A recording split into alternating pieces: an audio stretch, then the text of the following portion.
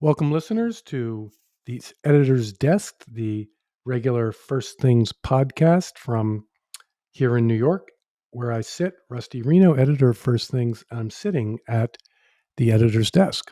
And I have with me Andrew Bacevich to talk about, initially to talk about a piece that he wrote for us a number of years ago, maybe even 2 decades ago, about a book by Max Boot called The Savage Wars of Peace.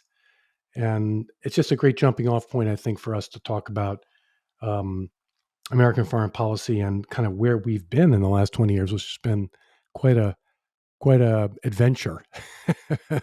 So, welcome to the podcast. Thank you very much. You know that was a Max Boot's been around. I mean, he was a bright young thing when that book came out in '01. I think it was just before 9/11. If I'm I think that's about right. Yes. Mm-hmm. And you describe Max Boot as advocating a neo-imperial foreign policy. And so what is a neo-imperial foreign policy? And I guess, and has Max Boot changed any of his basic outlook since 2002? You probably want to ask Max, but I think so. I believe Max's book came out pre 9/11, very much when confidence in American military power, and perhaps even confidence in the sort of ideological tendencies informing history, when all that was at its height. Neoconservatives were riding high.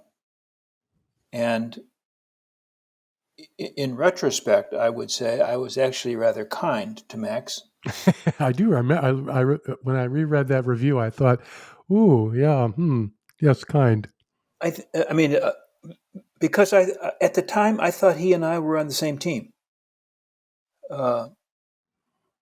Conservatives, people who had supported the Cold War.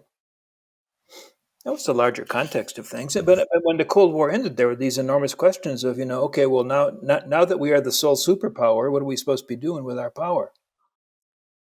And Max was inclined toward military activism. I was inclined toward military caution, although those tendencies on his part and on my part really didn't become fully clear until after 9/11 and the onset of the so-called global war on terrorism.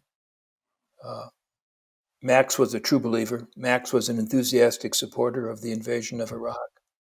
I think I should apologize to Max for pretending to speak for him here, but I think he was a believer in the project of using American power to spread liberal democracy. I was from the outset very wary of that, and as events played out, I think Max rethought that enthusiasm. I know that I then became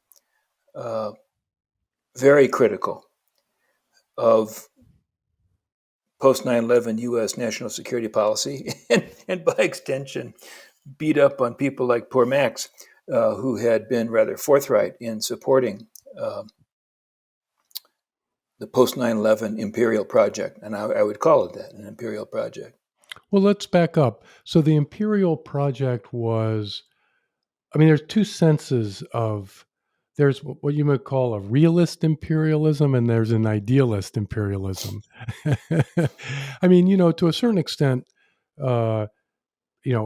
after the end of the Cold War, there at a realist level, we really were, the guardians of sea lanes and really throughout the globe. And so you could say that, having all of our bases, nobody was arguing that we need to leave Diego Garcia in the Indian Ocean. Right. So then, as opposed to what I would call an idealist imperialism, which I think kind of really boiled down to a conviction that at the end of the day, the whole world would become the United States. Right. Mm-hmm. See, it sounds kind of crazy to say it out loud, but it did often kind of boil down to that, didn't it? Absolutely. I mean, I think the George W. Bush administration at the highest levels exemplified uh, what you just described. Uh, People like Vice President Cheney and Donald Rumsfeld, uh, they were not interested in spreading democracy and American ideals. They were about affirming American global primacy and using what they perceived to be America, unchallengeable American military power to do that. Whereas somebody like Paul Wolfowitz, the Deputy Secretary of Defense, very influential person for a period of time, and Max Boot, and other writers who at that time were sort of part of the Weekly Standard group, and also I think President Bush were genuinely idealistic.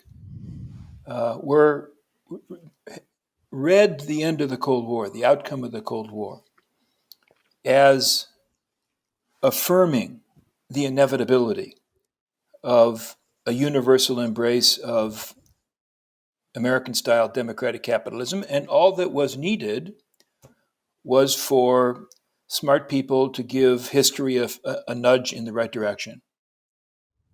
And I think, in the eyes of the idealists, again, particularly people like Wolfowitz, and again, Max Boot and Robert Kagan and Bill Kristol uh, uh, and others, 9/11 provided the opportunity to give history that necessary push. From my point of view, the result was catastrophe, and that became then one of the themes of my own writing. How the hell could these smart people be so stupid? Max then, over time, Max is a smart guy. Max looked at the facts and I think then adjusted his own perspective on these matters. And today, not that I, not that following Max's writings is like one of my daily